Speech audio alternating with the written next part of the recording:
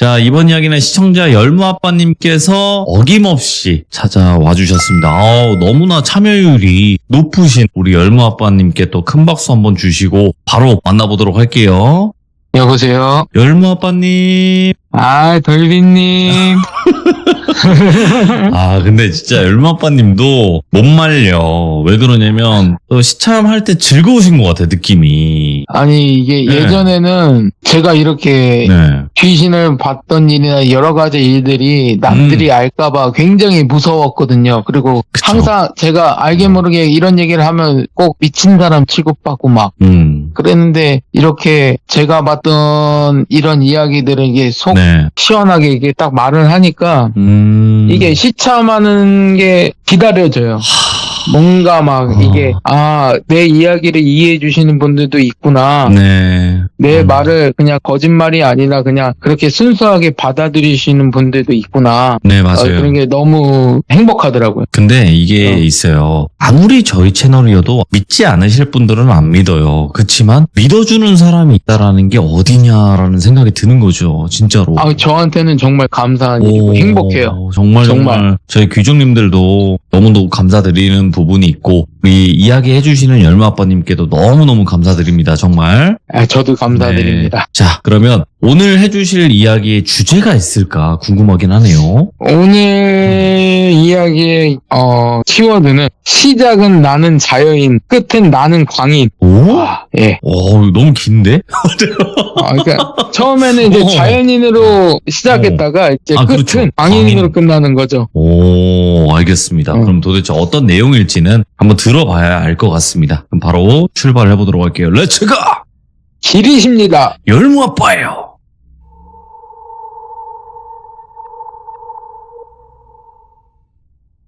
이번 이야기는요, 저희 작은아버지가 은퇴하시고 산에 들어가셔서 생겼던 일을 말씀드릴 건데요. 원래 저희 아버지 형제가 3남 4녀 7남매지시고 오늘 이야기의 주인공은 두 번째 작은아버지. 저희 작은아버지가 거의 한 40년 동안 거제도에서 배를 타셨거든요. 그래서 작은아버지의 꿈은 산에서 한번 살아보자. 이때 유행했던 프로그램 다들 아시겠죠? 나는 자연인이다. 이거를 계속 돌려보시면서 작은아버지가 꿈을 키우셨던 거예요. 그래서 배 선장에서 은퇴하시고 바로 10만이 약초꾼 분들 아시잖아요. 그분들을 쫓아다니시면서 약초 지식도 쌓으시고 그리고 전국 8도에 있는 산을 돌아다니시면서 작은아버지가 원하시던 산을 찾고 계셨는데 거의 한 3개월? 4개월 동안 그 10만이 분들을 쫓아다니셨던 것 같아요. 그러다가 이제는 작은아버지가 딱 꿈꾸던 산을 찾으셨고 바로 그 관아래에 있는 부동산에 가서 토지 매매를 하셨고 바로 저를 끌고 산 전상에 집을 지으려고 자재를 옮기기 시작했어요. 이때가 여름이었는데 그때 제가 살을 한 15kg 빠진 것 같아요. 작은아버지 때문에 산까지 지게 지고 막 자재들 옮기고 계속 왔다 갔다 거의 산 정상까지 가는데 거의 한 2시간 반이 걸린 것 같아요. 완전 높더라고요. 그래서 그렇게 고생을 해서 자재 올려놓고 작은아버지는 직접 설계도를 그리시고 그때서부터 집을 짓기 시작하셨고 저도 간간히 작은아버지한테 가서 도와드렸고 거의 한 6개월 뒤에 작은아버지의 핸드메이드 집이 지어졌어요.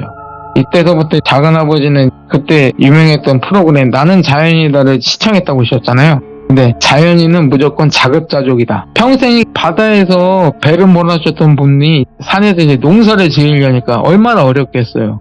진짜 농사 한번 시작하셨는데 그게 계속 안 됐던 거예요. 그냥 완전 폭망. 뭘 심으면 안 돼. 산에선 비가 오면 이게 토사가 내려오더라고요. 그래서 밭이 망가져. 그걸 몇 번이나 겪고 하시다가 작은아버지가 뚝심이 좀 있으세요. 이렇게 말하자면 뭐하겠지만 무대뽀라고 하죠. 무대뽀가 정말 강하셨어요. 계속 밀고 나가시다가 한 몇 년 뒤부터는 농사가 조금 몸에 익으셨는지 조금씩 작물이 자라나게 되고 어느 순간부터 이제 자급자족이 되시더라고요. 또 그때서부터 작은아버지가 양봉도 하시고 또 10만이 분들 쫓아다니시면서 약초 지식을 배우셨다고 하셨잖아요. 막 약초를 그냥 하루에 한 3-4번씩 산 돌아다니시면서 약초 뜯으시고 나물 뜯으시고 막. 근데 이때 작은아버지가 말씀하시던 게 힘들지가 않았대요. 전혀. 배 탔을 때보다 더 행복했다고. 지금 사는 게. 산에서 이렇게 있는 게 더 행복하다고. 근데 이렇게 잘 지내시는 줄 알았는데 어느 날 작은어머니한테 저희 어머니께 전화가 온 거예요. 예.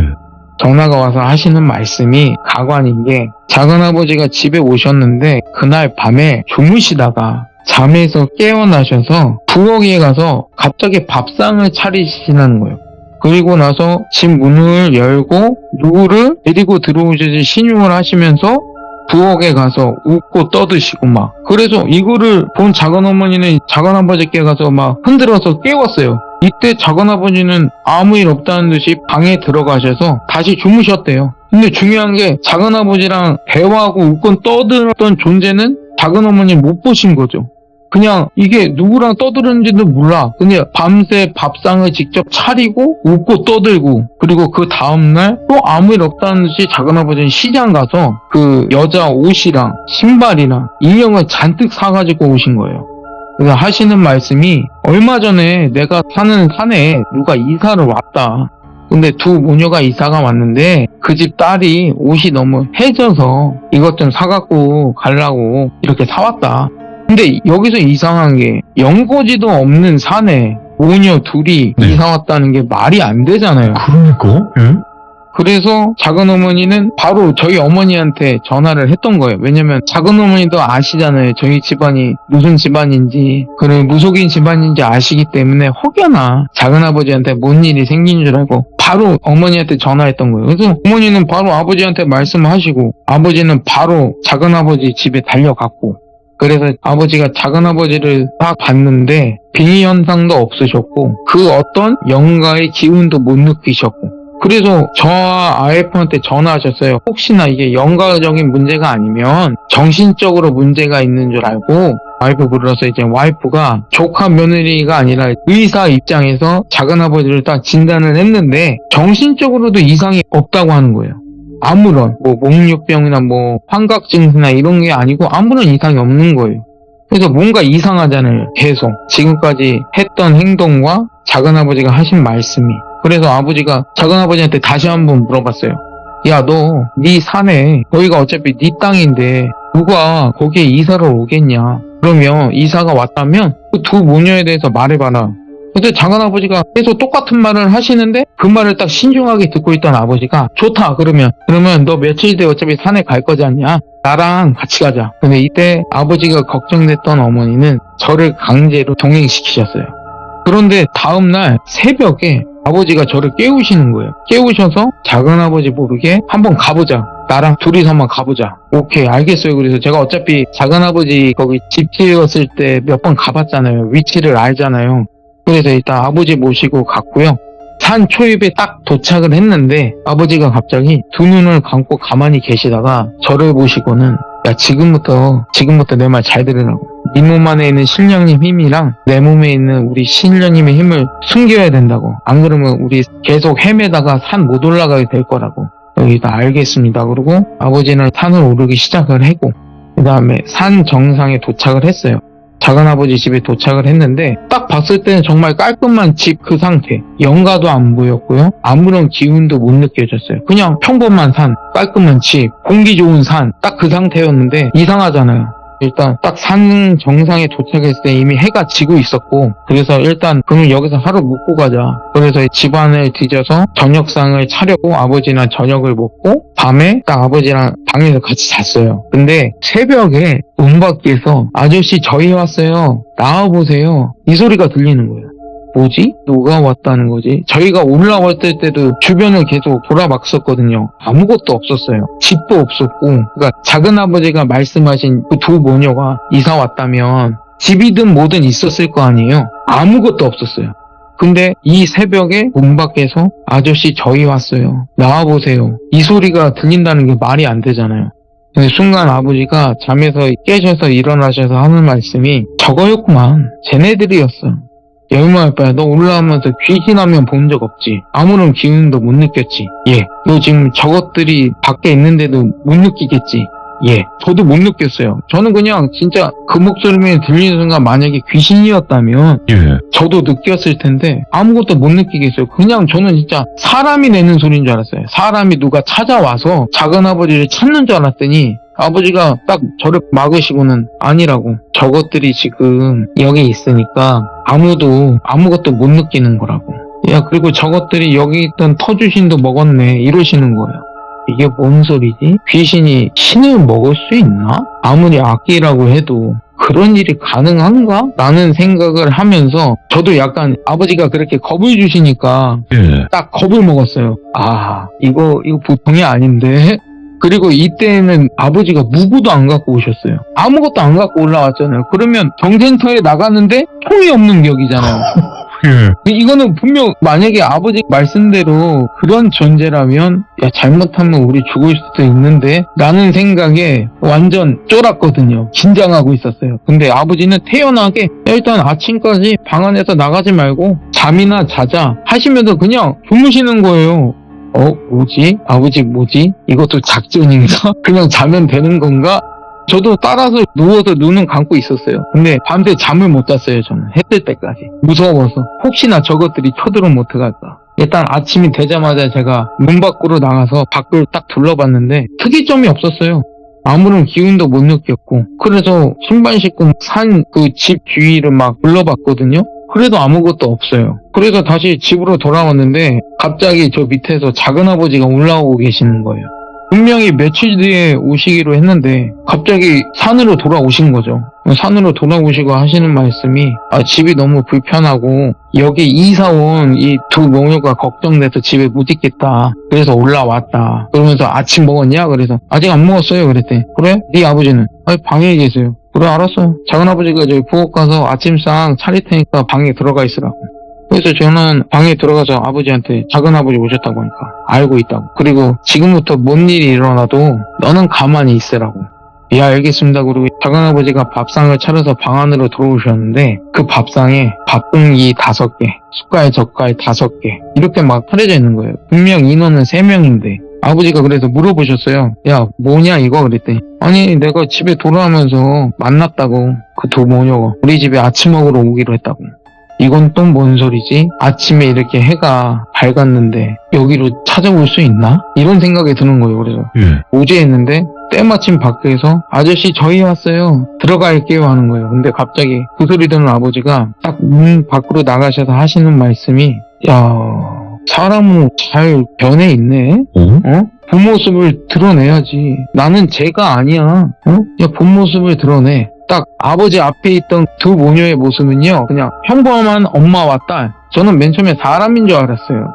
아무것도 못 느끼겠거든요. 저는 진짜 제가 일평생 귀신을 봐왔고 여러 가지 귀신도 맞닥뜨려 봤고 했는데 아무것도 못 느끼겠는 거예요. 진짜 아버지가 무슨 소리 하시는가 했어요. 나는 분명히 내 눈에는 사람이거든요. 엄마와 딸이거든요.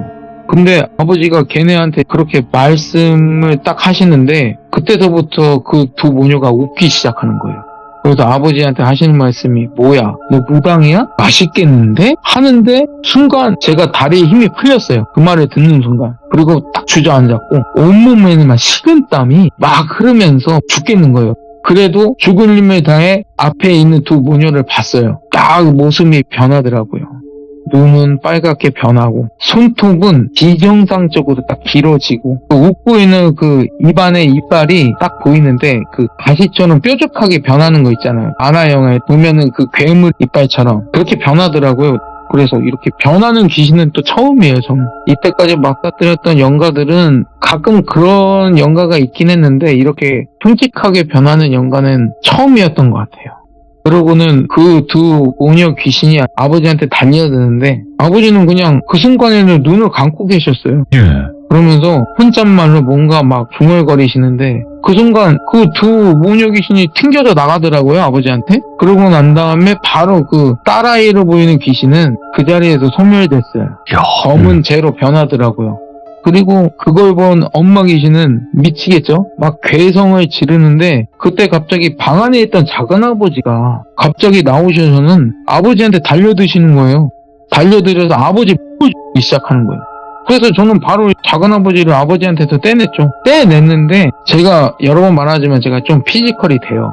근데 나이 한 환갑 넘은 분의 힘을 못 이겼던 건 처음인 거예요. 힘이 도대체 통제가 안 되더라고요. 너무 세. 저희 작은아버지가 마른 체형이시거든요.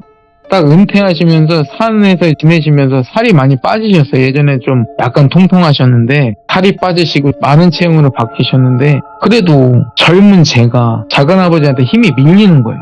와, 막 도저히 안 되겠더라고. 막 달려들어 뜯어 말려도 도저히 안 되겠더라고. 그래서 저도 어쩔 수 없이 그 예전에 한번 제가 유도 기술 중에 조르기 있다고 말씀드렸잖아요. 초크. 제가 그러면 안 되는데 작은아버지를 초크를 걸었어요. 그리고 어쩔 수 없이 기절을 시켰죠. 도저히 힘으로는 안 되는 거예요. 계속 아버지한테 달려들려고 하고. 그렇기 때문에 어쩔 수 없이 그렇게 했고 바로 아버지한테 달려가서 부축해서 일으켜 드렸고 그 사이에 그 엄마 귀신은 도망을 쳤어요. 그 사이에 저는 어차피 처음부터 그 귀신의 존재는 느끼지 못했으니까 저는 못 찾고 아버지도 도망갔다고 말씀하시더라고요. 아버지도 못 느끼겠다고. 그래서 일단 지절에 있던 작은아버지를 저는 되찾고 산에서 내려갔어요. 어떻게든 힘들지만 뭐 어쩌겠어요. 일단은 힘들게 업고 내려와서 차에 태워갖고 바로 본가를 향했어요. 이제 본가에 도착하자마자 작은아버지를 얻고 다시 신당으로 갔어요. 신당 가서 제가 예전에 악기에 빙의됐을 때 제가 금줄로 묶였다고 그랬잖아요. 그것처럼 작은아버지를 금줄로 딱 묶고 그 금줄 사이에 부적을 빼곡히 붙여놨어요. 할아버지가. 그러시고 나서는 아버지는 작은아버지 이제 할아버지한테 맡기고 나오셔서는 그 작은아버지가 살던 산 그 관할 군청에 전화를 하시더라고요. 그러고는 개인 사유지에 무연고자 무덤이 2구가 있다. 근데 이거를 이렇게 신고하면 그 관할 시청이나 군청에서 처리를 해준다고 하더라고요. 뭐 이장을 하든 뭐 화장터 가서 화장을 하든. 그래서 그렇게 신고를 하시고 그리고 또 아버지가 친하게 지내시던 만신분이 계세요. 전화하셔서 지금까지 일어났던 일을 다 말씀하시고 같이 좀 산으로 가자고 하셔서 전화를 끊은 뒤에 바로 아버지가 저랑 같이 가자고 다시 산으로 갔어요. 그래서 산 초입에 그 만신분하고 그 만신분의 신딸 2분하고 만나서 다시 그 산 정상으로 향했어요. 작은아버지 집으로. 근데 집으로 가면서 저하고 신딸분들은 또 못 느껴요. 근데 만신분하고 아버지는 계속 산을 오르시면서 뭔가 막 기운에 눌리듯이 정말 힘겨워하셨거든요. 등산은 원래 힘들지만 이게 그 힘듦이 아니라 뭔가 짓눌리듯이 막 숨을 더 가빠하시고 땀도 더 많이 흘리시고 어느 때는 주저앉으시고 그래서 어렵게 산 정상에 도착을 했어요.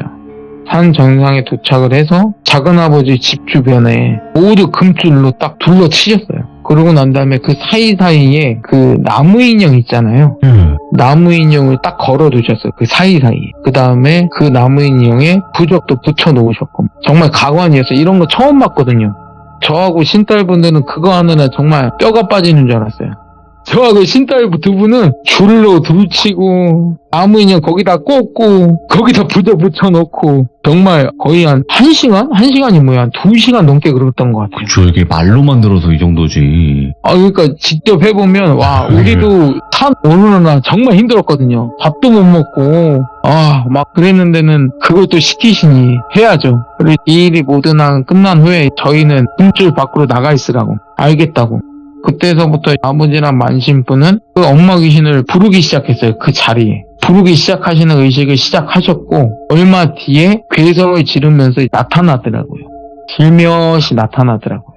거기서부터 만신분하고 아버님하고 그 엄마 귀신하고 싸움이 시작되는 거죠. 처음에는 아버지하고 만신분께서 밀리셨어요. 그 2분이 모두 다 코피를 흘리기 시작하셨거든요.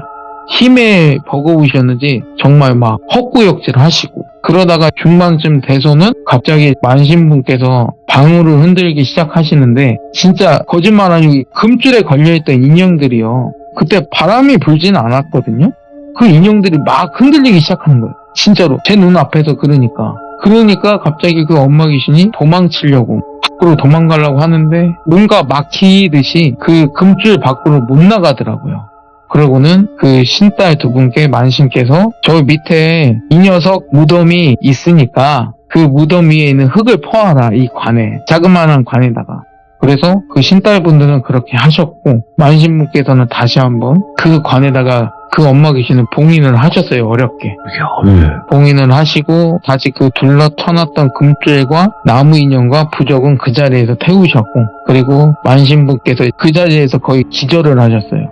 그래서 그날 밤은 그 작은아버지 집에서 하루 묵었고요. 그 다음날 새벽에 만신분이 그래도 몸 회복이 덜 되셨는지 신딸분 두 분하고 제가 또 그 만신분을 업고 내려왔어요. 또 걷지를 못하시니까 업고 내려오셔서 하시는 말씀이, 이 관은 내가 나중에 회복되면 내가 알아서 처리하겠다 하시고 돌아가셨고, 저하고 아버지는 다시 본가로 왔죠. 본가로 왔는데 와서 바로 신당으로 갔어요. 신당으로 갔는데 작은아버지 상태가 예전에 두 번째 시찬 때 제가 악귀에 빙의됐을 때 악귀가 빠져나가고 그 후에 제가 후유증을 겪었잖아요. 그거랑 비슷하게 작은아버지도 후유증을 겪고 계셨어요. 일단 그 존재는 봉인을 했잖아요. 그랬으면은 어느 정도 돌아와야 되는데, 그렇다고 작은아버지 몸에 완전히 빙의됐던 건 아니었던 거예요. 완전히 빙의는 아니었어요. 근데도 이렇게 후유증을 겪고 계셨어요. 정말 막 의식이 거의 없는 사람처럼 멍하니 계셨고요. 아무것도 못 드셨고 그냥 한 곳만 멍하게 쳐다보시고, 그 다음에 막 알 수 없는 말을 하시고, 저랑 정말 똑같았어요. 근데 그 자리에서 아버지하고 할아버지가 저보고 작은아버지 업고 따라오라고 하더라고요. 그래서 따라갔어요. 근데 저희 본가 뒤편에 저희 선산 있다고 말씀드렸잖아요. 그 선산에는 저희 조상님들 모시는 사당이 있어요. 거기로 작은아버지를 데리고 가시더라고요. 들어가셔서 거의 일주일 동안 안 나오셨어요. 그 사당 안에서 일주일 동안 안 나오시고, 일주일 뒤에 작은아버지 데리고 나오셨는데 어느 정도 정신은 돌아오셨더라고요. 그래도 약간 정신적인 문제가 남으셔갖고 저희 와이프 병원에 한 달 동안 입원하시면서 정신과 치료를 받으셨어요. 정신과 병동에서 지내시면서 약물 치료를 받으시면서도 그 환각이 아직 잡혀 계시더라고요. 환각과 환청과. 그래서 계속 거의 한 달 동안 약물 치료와 각종 치료를 받으시면서 어느 정도 돌아오셨고, 그러고 난 다음에 바로 거제도로 돌아가셨죠. 정말 작은아버지가 40년 동안 바다 생활을 하시면서 산에서 사시는 게 꿈이셨거든요. 매번 만나면 그런 소리를 하세요. 뭐 명절에 만나고 뭐하고 나 은퇴하면은 산으로 간다고. 저희한테도 그러셨고 저희 사촌들한테도 그러셨고, 그래서 산으로 가셔서 완벽하게 자연인이 되셨는데, 이게 운이 나쁘셨는지 그 두 모녀 그 무용거지 무덤이 처음에는 아무런 영향을 안 끼쳤었어요. 근데 어느 순간 뭔가 이게 트리거가 돼서 갑자기 작은아버지의 몸이 탐났고, 아버지가 후에 말씀하시는 게 서주신도 먹었겠다. 사람의 몸이 탐나는 거죠. 근데 산에는 사람이 잘 안 들어오잖아요. 그 작은아버지가 계셨던 산은 등산로도 없었어요. 거의 등산하시는 분들도 없었어요. 사람 하나 없었는데 어이쿠 갑자기 사람이 들어왔네? 욕심이 났던 거죠. 그래서 산에서 살고 싶었던 작은아버지의 꿈은 이렇게 운이 나쁜 이 결과로 인해서 다시 바다로 돌아가게 되셨습니다. 자연인의 정말, 꿈은 에이, 바로 끝이 나요. 맞아요. 바로 끝이 났죠. 그래서 자연으로 시작을 하셨지만 끝은 각종 빙의 치료와 각종 정신과 치료를 받으시고 다시 바다로 돌아가신 거죠. 그 후에는 명절 때 만나고 해도 산 이야기를 절대 안 꺼내세요. 정말. 바다도 무섭지만 이 산도 굉장히 무서운 곳이기 때문에. 맞아요. 아니 이야. 근데 저도 맨 처음에 정말 신기했던 건 아무것도 못 느꼈어요. 뭐 아무런 기운도 못 느꼈고, 그냥 보통 산이다라고 생각하면은 어느 정도 영가들은 있잖아요. 그 산에서는 하나도 못 봤어요. 정말 그 기운도 못 느꼈고. 근데 그걸 제가 아버지한테 처음에 말씀드렸거든요. 아무 말씀 안 하시더라고요. 그냥 그러냐고. 근데 갑자기 그 두 모녀가 나타난 거죠. 그러니까 이게 그건 것 같아요. 열마 아빠님도 공감하실 수도 있겠지만 원래 귀신은 어디에나 있고 느껴지거든요. 느끼신 맞아요. 분들은. 근데 아무것도 없을 때가 제일 무섭대요. 오히려. 아 진짜 맞아요. 그래서 훨씬 더 지금 말씀하신 부분에 있어서 더 공감을 할 수밖에 없는 상황이죠. 그럼요. 네. 오늘 열무 아빠님께서 또 이렇게 이야기 너무나 잘 전달을 해주셨습니다. 열무 아빠님의 아주 또 섬뜩하고 소중한 이야기들 앞으로도 또 많이 들려주시길 바라겠습니다. 감사해요. 감사합니다. 네, 고맙습니다. 고맙습니다. 자, 이번 이야기 시청자 열무 아빠님께서 찾아오셨습니다. 빠르게 만나보도록 할게요.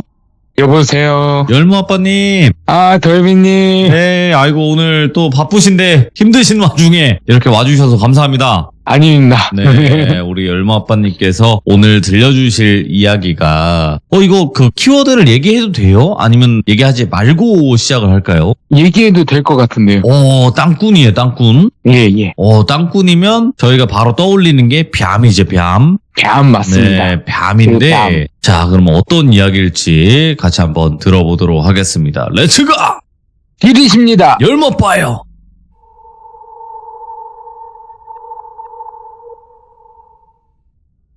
귀족 여러분들도 아시는 분도 있고 모르시는 분도 있는데요. 이 땅꾼이라는 직업이 산이나 들에 다니면서 뱀을 잡아서 하는 일을 하는 사람들을 예전에 땅꾼이라고 불렀어요. 지금은 그게 불법이죠? 예, 지금은 불법인데 예. 이게 오늘 들려드릴 얘기가 제가 중학교 때 있었던 일이고 1990년도 초 이때 있었던 일이라 이때는 거의 막 성황을 했죠.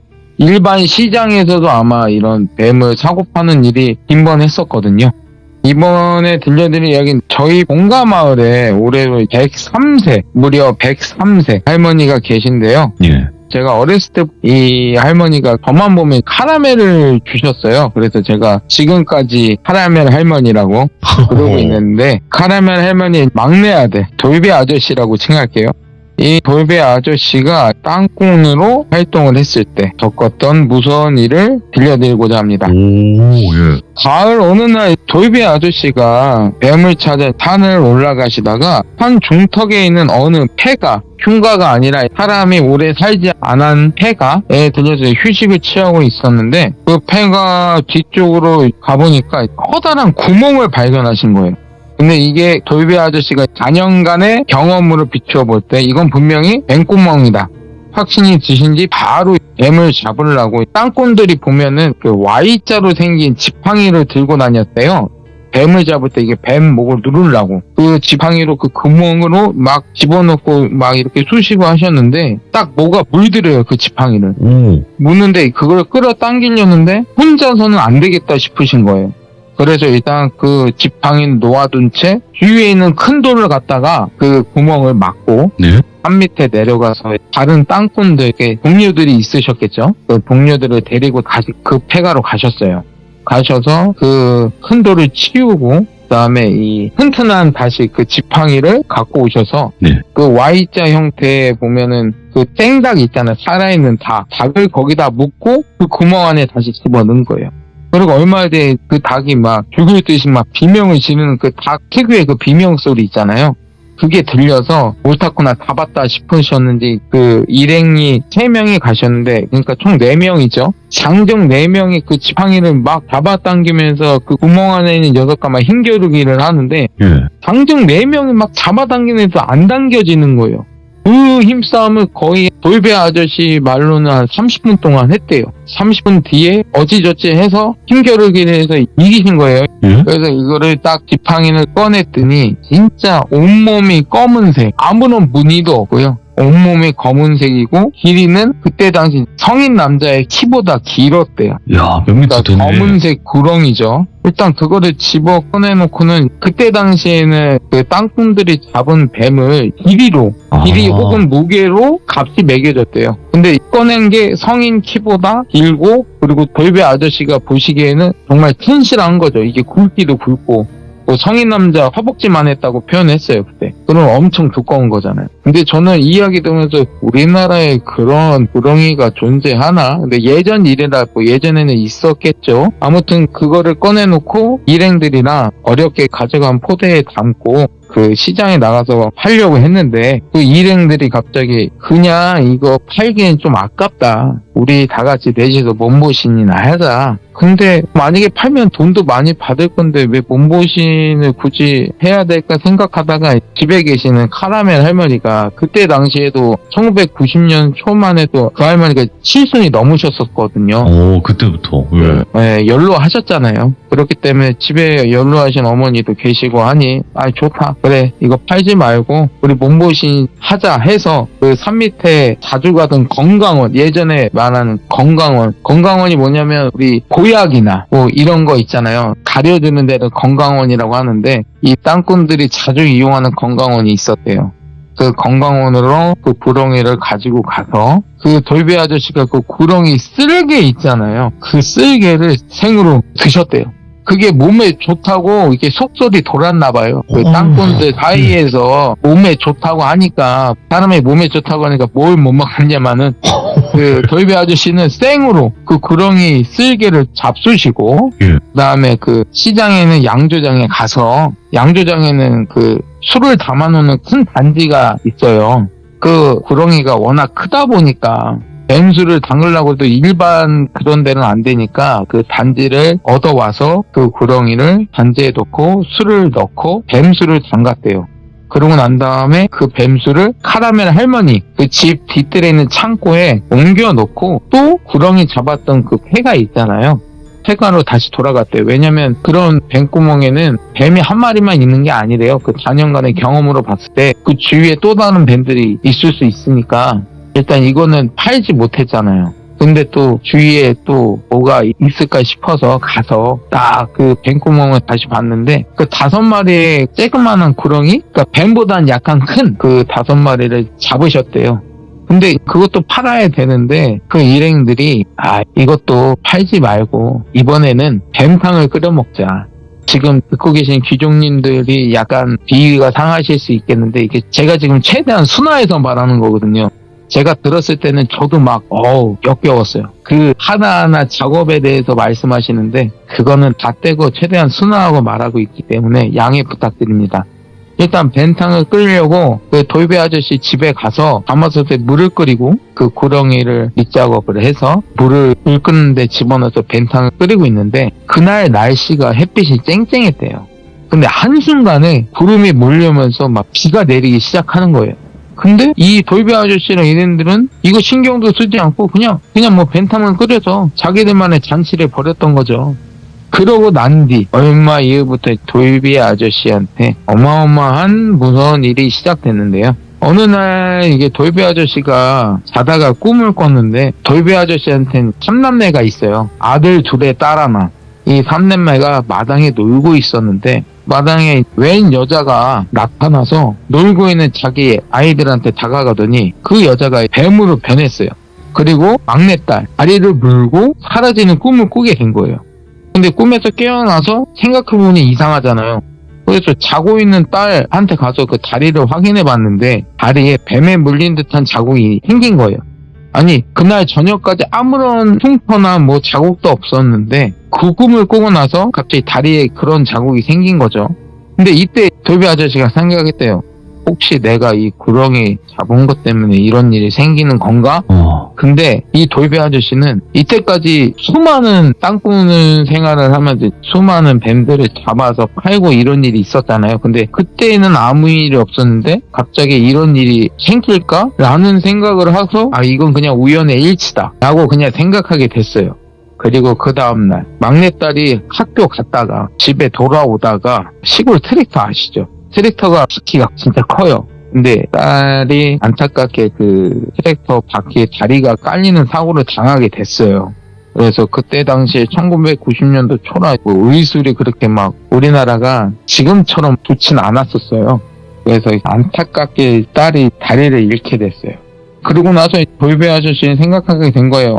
이거 내가 아니란 생각으로 이런 일이 내 딸한테 일어났구나. 이날부터 막 집에서 일도 안 나가고 술 먹으면서 폐인처럼 생활했던 거예요. 근데 그러다가 또 꿈을 꾸게 됐어요. 또 꿈을 꿨는데 이번엔 둘째 아들이 마당에서 놀고 있는데 그 첫 번째 꿈에서 나타났던 여자가 또 나타나더니 이번에는 그 아들의 팔을 물고 사라지는 꿈을 꾸게 된 거예요. 그리고 잠에서 깨어나서 바로 팔을 확인했죠. 근데 또 팔에 뱀에 물린 듯한 자국이 이번에 진짜 선명하게 나 있는 거예요. 그래서 이번에는 내가 반드시 지켜낸다. 내가 딸 때처럼 두고만 보진 않을 거다. 그래서 그날서부터 둘째 아들, 첫째 아들 둘 다 학교도 안 보내고요. 집안에서 한 발자국도 못 나오게 했어요. 근데 애들이 학교도 안 나가고 친구들도 안 만나고 놀지 못하니까 얼마나 심심할게요. 근데 이 둘째 아들이 집에 있는 성냥이 있잖아요. 우리 그때 그 어렸을 때 집에 하나씩 있었던 거 육각형 성냥 아시죠? 그 성냥을 쏟고 성냥으로 탑을 쌓는 놀이가 예전에 그렇게 재밌었어요. 저도 탑을 쌓으면서 놀다가 이 둘째 아들이 뭐에 홀렸는지 뭔가 호기심이 들었는지 갑자기 그 탑에 불을 붙인 거예요. 근데 귀족님들도 알다시피 이렇게 탑을 쌓은 상태에서 불을 붙이면 불이 확 올라오잖아요. 그리고 그 불이 쉽게 꺼지지도 않아요. 그때 그 둘째 아들 팔 옷섬에 불이 옮겨붙게 된 거죠. 근데 그걸 본 후 바로 돌배 아저씨가 와서 불을 껐긴 껐는데 어떻게 껐는데 팔에 엄청나게 화상을 입은 거예요. 그래서 병원에 갔는데 그때 당시 의사 선생님이 이거 이러다가 이게 화상난 팔이 염증이나 이런 거로 인해서 온몸에 염증이 퍼지면 죽을 수도 있다. 그때 당시 의사 선생님이. 그래서 이제 둘째 아들은 또 안타깝게 팔을 하는 일이 생기게 됐어요. 또 이때서부터 돌배 아저씨는 막 완전 멘탈 나간 거예요. 막 진짜 그 구렁이 하나 때문에. 아니 무슨 꿈에 여자만 나타났다 하면은 생떼 같은 자식들이 막 다치고 그러니 도저히 안 되겠다 싶었는지 사람들한테 물어서 진짜 용암 무당을 찾아갔어요. 꿈에 나타나서 어떤 여자가 뱀으로 변해서 우리 아이들이 몰렸을 때 이런 사건이 일어나다 보니 혹여나 해서 그 무당을 찾아서 갔는데 이게 무당이 하는 말이 원래서부터 뱀이라는 게 영물이래요. 영물이라고 표현한다고 하더라고요. 근데 그 영물을 네가 잡아 죽여서 뱀수를 담고 또 그거를 쓸개를 떼서 먹었으니 넌 지금 벌 받고 있는 거다. 하나 남은 아들내미 살리고 싶으면 구태라. 그때 당시에 뭐만 있으면 1990년대 초에는 뭐만 있으면 구타라고 할 시기예요. 아, 그럴 수 있어요. 저희 마을에서도 막 저희 집안 말고도 어떤 무당부들이 오셔서 집에 뭔 일만 있으면 구판을 벌리기 일쑤였거든요. 그때 당시에는. 아무튼 돌비 아저씨는 일단 아들 지키려면은 돈은 상관없으니 굿해달라고 하고 나서 바로 빠르게 무당은 다음날 군날을 잡은 거죠. 그리고 나서 그날 밤에 집에 돌아가서 돌배 아저씨가 자는데 또다시 꿈을 꾸게 된 거예요. 꿈에 똑같이 그 여자가 나타나서는 이번에는 그 첫째 아들의 머리 있잖아요. 또아리를 틀고 무는 꿈을 꾼 거예요, 이게. 그래서 혹시나 해서 자다 깨서 바로 아들 머리를 확인했대요. 근데 아들 이마에 있잖아요. 이마에 뱀에 물린 듯한 자국이 또 생긴 거예요. 분명히 저녁까지는 없었어요, 그런 자국이. 근데 꿈을 꾸고 일어나 보니 그 자국이 생긴 거죠. 그래서 일단은 그날 밤 돌배 아저씨는 잠도 못 자고 밤새 아들 곁을 지킨 거죠. 드디어 아침이 되고 나서부터 굿이 시작됐는데 굿을 계속 시작하다가 갑자기 무당이 뭐에 접신했는지 딱 돌배 아저씨를 째려보는 거예요. 째려보고는 하는 말이 너는 죽지 못할 거다. 너는 오늘 죽지 못한 거를 후회하면서 살아서 고통받으면서 살 거다. 막 이렇게 소리 지르면서 갑자기 무당에 들고 있던 신장칼이 있잖아요. 신장칼 손잡이로 첫째 아들한테 다가가더니 그거로 막 내려 치는 거예요. 첫째 아들 머리를. 진짜로 그 주위에 있던 사람들이 모두 봤대요. 그래서 사람들이 급히 막 무당 제압하고 돌배 아저씨가 첫째 아들 들쳐오고 병원에 가서 응급처치를 하는데 그 당시 그 마을에서는 처치가 안 되고 다시 차를 타고 완전 읍내에 나가서 시에 나가서 지금으로 말하자면 3차 병원이죠. 와, 예. 지금으로 말하자면 거기를 갔는데 안타깝게도 과다출혈도 있었고 뇌에 충격이 가서 식물인간이 된 거고요. 당연히 그 무당은 경찰에 잡혀갔죠. 잡혀가서 진술한다는 것이 자기는 기억이 안 난다. 그러니까 이게 심신미약을 주장하는 게 아니라 진짜 무당은 그때 생각이 안 나는 거예요. 자신이 무슨 짓을 했는지. 근데 그때 당시에 지금은 심신미약을 주장했겠지만 1990년대 초에는 그런 게 안 먹혔어요. 무조건 구속, 무조건 재판해서 그 무당은 일단은 거의 살인미수 혐의죠. 징역 20년을 받았어요. 그때까지 하고 나서 어느 날부턴가 계속 죄책감에 들었잖아요, 돌배 아저씨가. 그래서 이제 살 이유도 없고 그리고 무당이 하는 말도 신경도 쓰였고 이러느니 차라리 그래 여기서 그만 끝내자 라는 생각을 하시면서 극단적인 선택을 하는데 근데 갑자기 눈앞에 꿈에만 나타났던 여자가 나타나더니 씩 웃으면서 극단적인 선택을 방해하는 거예요. 그치, 계속 그러고 살아가면서 나서는- 고통받으라 그랬으니까. 그러고 나서는 또 웃으면서 자기 손톱으로 돌배 아저씨 몸을 막 핥히고 있는 거예요. 막 핥히고 웃으면서 계속 핥히고 그때서부터 돌배 아저씨 온몸의 피부에 각질이라고 표현을 해야 되나, 이게 이런 게 갑자기 생기더니 뱀이 허물 붙듯이 막 아무튼 이게 각질이 돌배 아저씨 몸에서 막 벗겨지면서 그런 탈피 현상이 일어나는 거예요. 그래가서 돌배 아저씨도 전국 팔도의 병원을 다 다녀봤어요. 다녀봤는데 병명을 못 찾는 거예요. 어떤 피부병이라든지 이런 병명도 못 찾고 점점 몸이 쇠약해지는 거죠. 이때 돌배 아저씨가 생각한 게, 맞아, 그러면 내가 이 구렁이를 잡은 것 때문에 이렇게 고통받는 거면 그 카라멜 할머니 집에 있는 뱀수를 처리하면 이 일이 끝나지 않을까? 이런 1차원적인 생각을 한 거예요. 그래서 바로 달려갔죠. 할머니 집에 달려가서 창고 앞에 딱 다다랐는데 가위 누르듯이 온몸이 움직이지 않았대요. 그리고 창고 문 앞에 딱 그 꿈속에 나타나는 여자애가 딱 나타나더니 씩 웃으면서 이런다고 안 끝나. 그러더니 또 웃으면서 손톱으로 온몸을 막 핥혔대요. 그러고 나서 그 자리에서 돌배 아저씨는 기절했대요.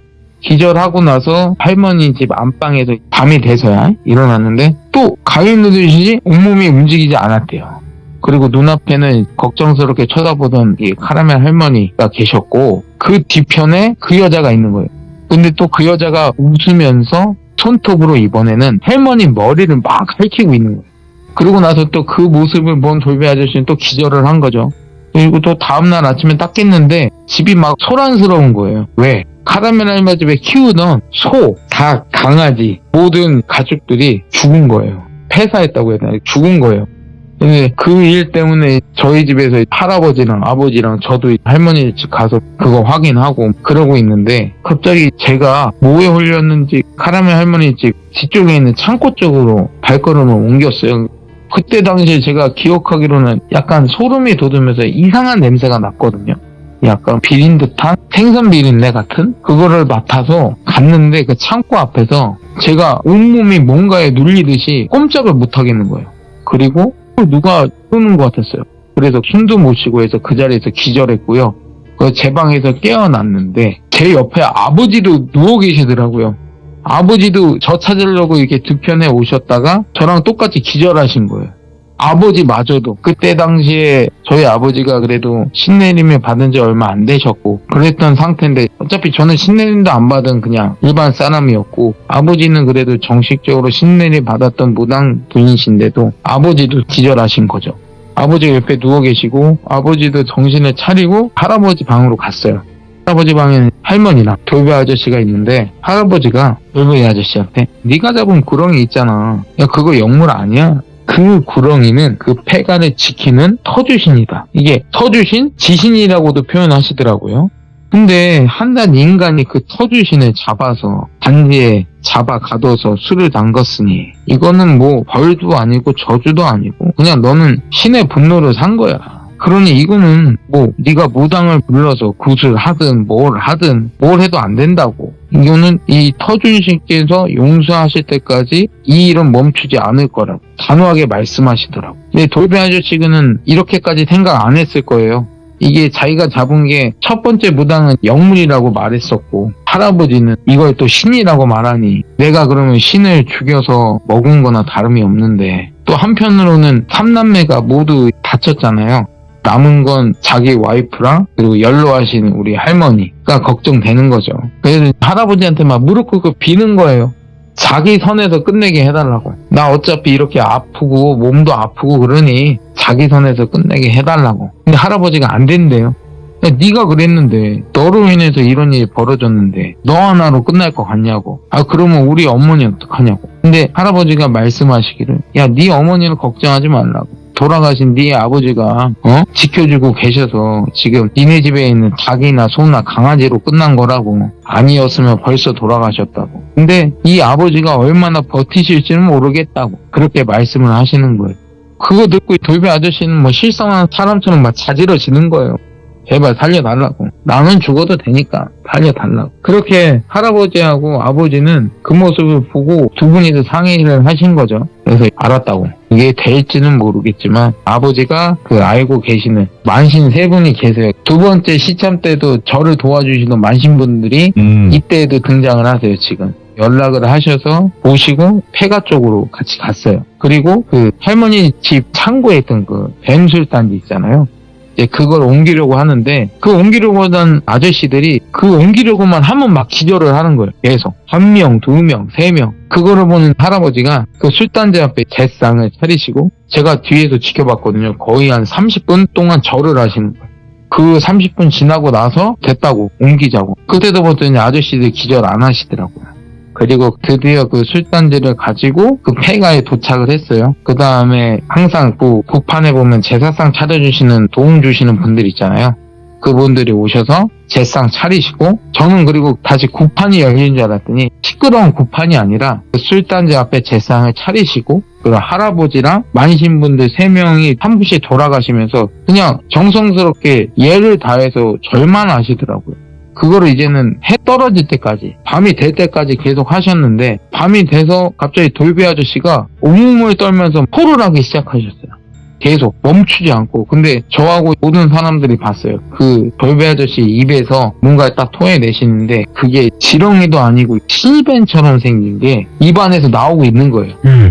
근데 그거를 본 만신분들하고 할아버지가 이거 안 되겠는데 이게 더 이상 이러면 우리가 더 위험해진다고. 그러니까 만신분들도 할아버지도 위험해진다고. 근데 그거를 본 카라멜 할머니는 그래도 아들이잖아요. 아들 일이잖아요. 자식을 쉽게 포기할 수 없었던 것 같아요. 그 할머니는. 계속 밤이 돼서도 할머니가 70 넘으셨다고 했잖아요. 연로하셨잖아요. 그런데도 계속 절을 하시는 거예요. 간절한 마음으로 살려달라고. 그때 또 절을 하시면서 하시는 말씀이 이번에는 나는 살 만큼 살았다. 나 데려가라. 나 데려가고 쟤만 어떻게 해달라 하는데 순간 그 술단지 안에서 저만 봤는지 모르겠지만 이게 검은색 뱀이 있잖아요. 이게 술단지 뚜껑을 올라와서 따리를 틀고 다시 그 할머니 앞으로 다가갔어요. 그 할머니 앞에서 따리를 튼 채 할머님을 지그시 바라보다가 유유히 산속으로 사라지시더라고요. 그걸 제가 할아버지한테 말했어요. 나 이거 봤다고. 그러더니 할아버지랑 만신들께서 막 상의를 하시더니 일단은 서주신께서 한 발자국 물러나신 것 같은데 이 돌비 아저씨는 언제 어떻게 될지 자기들도 모르겠다고. 뭐 여기서 뭐 부적을 쓰든 뭐라든 자신의 힘으로는 해결을 할 수도 없고 한 발자국 물러나셨기 때문에 여기서 철수하자. 그러고 나서 철수하셨어요. 그 후에 돌비 아저씨는 1년 후쯤인가? 제가 알기로는 2000년대 초반쯤인데 담낭암으로 안타깝게 암투병 하시다가 세상을 떠나시게 됐고요. 그 무당한테 신장칼로 맞았던 첫째 아들 돌비 아저씨가 하늘나라로 가신 지 얼마 안 돼서 또 똑같이 뇌사 판정 받아서 따라갔구나. 네, 따라가게 됐고 그 다음에 그 두 남매가 남았잖아요. 이 두 남매는 카라멜 할머니가 데리고 와서 키우셨어요. 카라멜 할머니가 애들 엄마까지 같이 셋을 데리고 와서 키우셨고요. 그리고 지금 현재는 시집장가 잘 갔어요. 잘 가고 가정도 이루고 잘 살고 있고요. 그리고 여기 땅꾼 일행들 있잖아요. 그 일행들도 어마어마했어요. 일단은 저희가 폐가에서 그렇게 일을 마친 뒤에 돌아와서 돌비 아저씨가 다 연락을 돌려봤대요. 연락을 돌려봤는데 한 분도 살아계시지 않으셨어요. 그 3명 분들도 안타깝게 세상을 떠나신 거죠. 그래서 이번 일 겪으면서 그때 생각했던 게 그 후로도 약간 일들이 있었거든요. 근데 이거는 차마 제가 말로 표현을 못하는 거기 때문에 또 말씀 못하시는 이유가 있겠지.